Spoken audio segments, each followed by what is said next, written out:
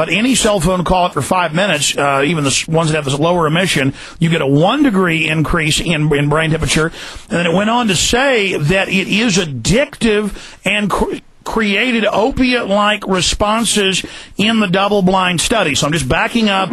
What you're saying, again, is mainstream news. So there's nothing surprising to me about any of this.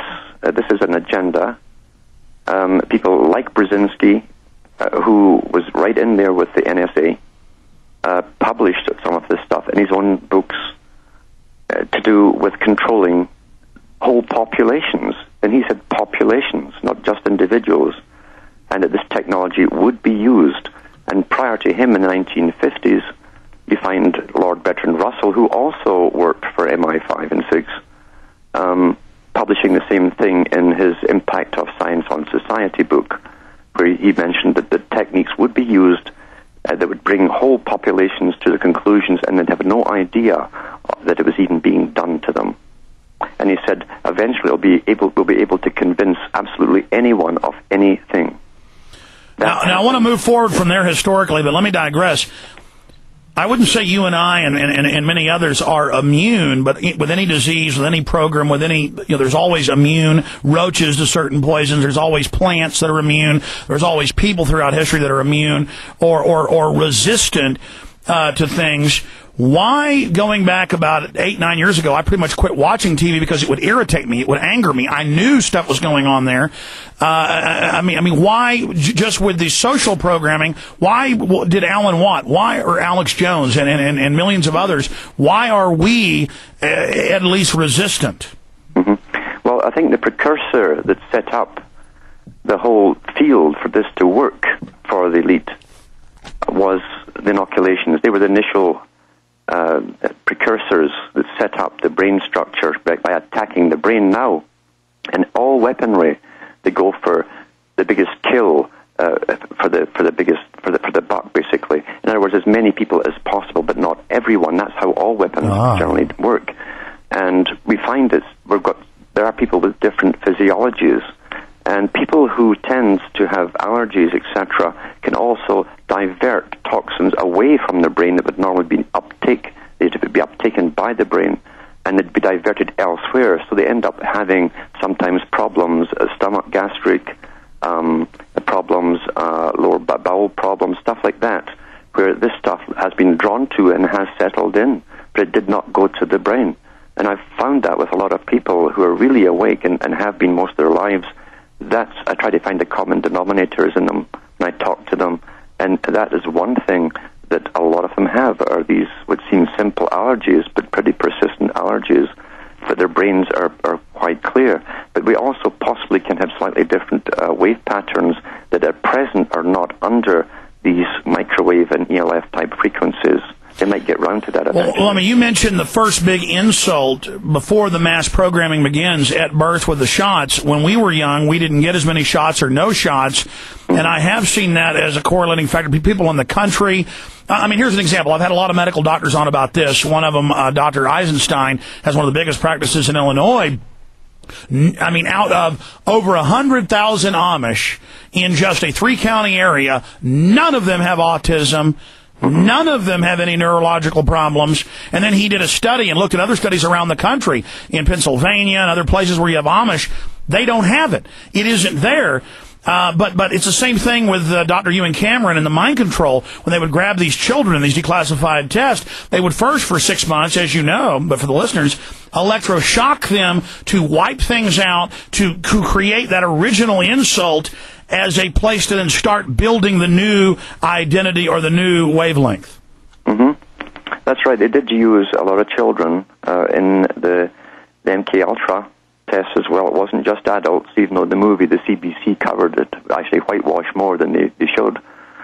And they were using a lot of children. They wiped out their memory to try to build a completely brand new personality that would be robot-like and very obedient, and put them out into society and use them as spies, etc. So it's the vaccines are acting as the chemical lobotomy or as the electroshock?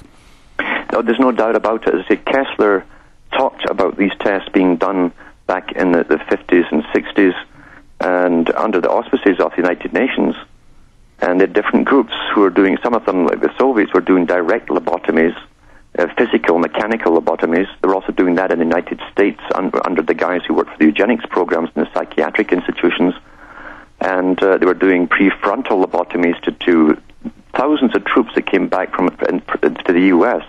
after World War II and Korea. Have you ever seen the black and white films of them laughing and just jabbing an ice pick in the troop's head and going and laughing? Laughing to the students, going, watch this, as the guy's chained down awake, and they just go, ha, ha, ha, ha, ha. I mean, it's the most bloodthirsty stuff you've ever seen with an ice pick.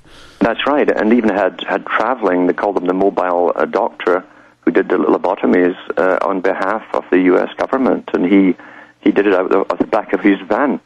This was high science, as they called it, and all they were doing was destroying the frontal cortex. Now that's where your behavior is altered, right in the frontal cortex. That's a definite behavior alteration right there, and you do become much more suggestible, very easily managed by authorities, because you have no confidence in your own decision-making powers afterwards. Well, all of this is really just a scientific codification of total war against our own species by aberrant psychopaths directing human development, and then it isn't just that it's cold-blooded and they want the power. This is a literal wonderland to carry out all the horrors that are horrible to us, but that are beautiful to them. Absolutely. The public have no idea that war was declared upon them long ago. Total war. All-out war was declared upon every member of the common people, as they put it at the time.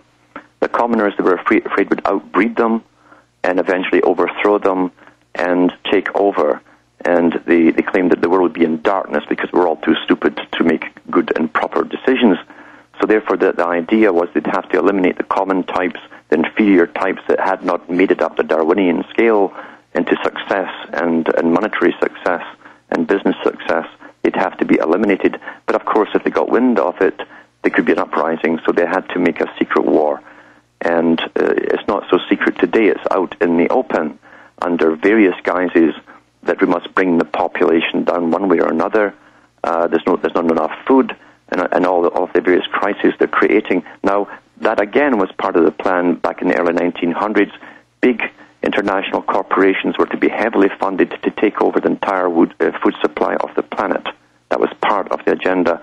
And then by doing so, they could tighten the reins, bring it in, and then declare eventually there was a food crisis. And adulterate the food. Adulterate it, absolutely. The chemicals are in it. Are not there just for preserving the food. It's also to alter you. People have become terribly sick, and the IQ has dropped over the last 50 years or so. And the sperm count. And the sperm count is way down as well. So none of this is by chance, and now they've admitted that there's a particular substance in soy which they pushed mightily back in the 60s and 70s as a substitute for meat, and had so many people go on it. Males who've been on it, their sperm count is down 70% lower than those who are not. And it also is now associated with breast cancer, but they tell women eat it for breast cancer, and now, I mean, they're all getting breast cancer, and it's just the government will have all these big pageants and anti-cancer rallies with celebrities and everyone fighting it together, making it like some great, ooh, you've got it too. Ooh, it's like having a cold. Oh, the government, let's take more vaccines. They love us. And now, in the past, they would just take troops out in a field and nerve gas them.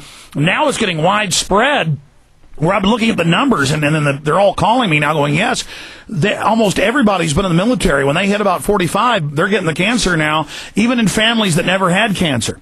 Yes, but then even more of the troops are just dropping dead when they give them the shots.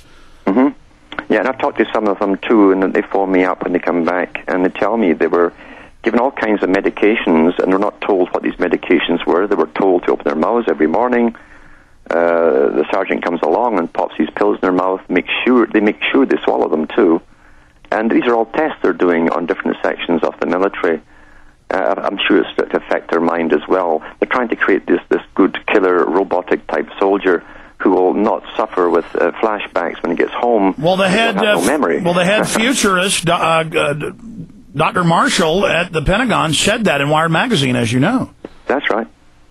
So this is at the age where science is supposed to rule, and dominate. And all this began hundreds of years ago with the old alchemists, the Fraternity of Alchemy, who said that they'd always keep the advanced sciences to themselves. That was part of their oath. And by doing so, they'd take power over kings, queens, and governments, because those governments would need them to create the war machines.